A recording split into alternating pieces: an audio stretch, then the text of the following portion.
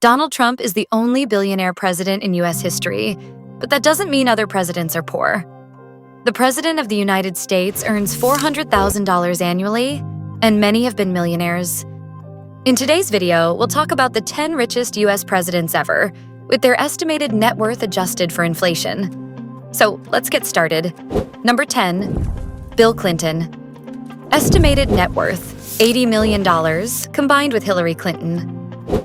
Bill Clinton, the 42nd president, was not particularly wealthy during his presidency. Much of his wealth came after leaving office when he and his wife, Hillary Clinton, embarked on a series of lucrative ventures. The couple earned millions through book deals, public speaking engagements, and consulting. Bill Clinton's memoir, My Life, was a bestseller, and his speaking fees often reached hundreds of thousands of dollars per event.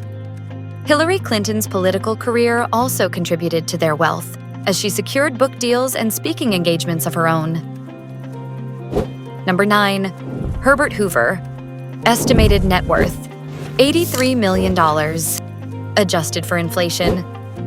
Herbert Hoover, the 31st president, accumulated his wealth long before entering the White House.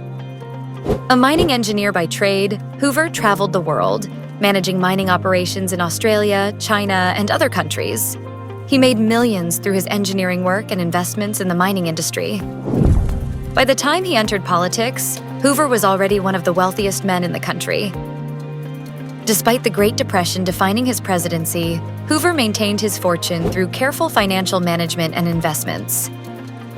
Number 8, Lyndon B. Johnson. Estimated net worth, $109 million, adjusted for inflation. Lyndon B. Johnson, the 36th president, built his wealth through various business ventures. Johnson's wealth came from investments in broadcasting, real estate, and cattle ranching. His family owned a Texas radio and television station that proved highly profitable, and Johnson also owned extensive ranching property.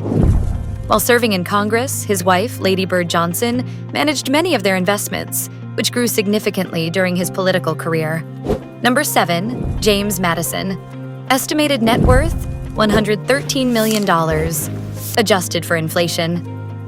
James Madison, the 4th president, was a wealthy landowner and slaveholder. Madison inherited a large portion of his wealth from his family, and his estate, Montpelier, was extensive. Like many of his contemporaries, Madison's wealth was tied to the ownership of land and slaves, which formed the backbone of the Southern economy. Despite his wealth, Madison faced financial difficulties later in life due to the declining profitability of his agricultural endeavors and his reliance on slave labor. Number 6, Andrew Jackson. Estimated net worth, $132 million, adjusted for inflation. Andrew Jackson, the 7th president, accumulated his fortune through land speculation, military success, and ownership of slaves. Jackson's estate, the Hermitage in Tennessee, was a large and prosperous plantation, where he grew cotton and other crops. He also invested in real estate and speculated on land acquisitions in the West. Jackson's wealth was substantial for his time, though it was closely tied to the economic and social systems of the antebellum South. Number 5, John F. Kennedy. Estimated net worth, $100 million, adjusted for inflation. John F. Kennedy, the 35th president, came from one of the richest families in American history. His father, Joseph P. Kennedy, was a successful businessman, investor, and politician who made a fortune in the stock market, real estate, and Hollywood. Although much of Kennedy's wealth was tied to family trusts, he benefited from his family's vast fortune. The Kennedy family is often considered American royalty due to their immense wealth and political influence. Number 4, Theodore Roosevelt. Estimated net worth, $142 million, adjusted for inflation. Theodore Roosevelt, the 26th president, was born into a wealthy New York family. His father, a successful businessman, left Roosevelt a substantial inheritance, which he used to fund his various interests, including ranching, writing, and politics. While Roosevelt spent much of his inheritance during his adventurous life, fighting in the Spanish-American War, leading expeditions, and running for office, he still remained one of the wealthiest presidents in history. Number 3, Thomas Jefferson. Estimated net worth, $236 million, adjusted for inflation. Thomas Jefferson, the third president, was one of the wealthiest founding fathers. He inherited land, slaves, and wealth from his father and father-in-law, which he used to build his famous estate, Monticello. Jefferson was an avid landowner, expanding his holdings through land speculation. However, despite his considerable wealth, Jefferson was plagued by debt throughout his life and struggled financially toward the end of his years. Number 2, George Washington. Estimated net worth, $525 million, adjusted for inflation. George Washington, the first president, was one of the wealthiest men in America during his lifetime.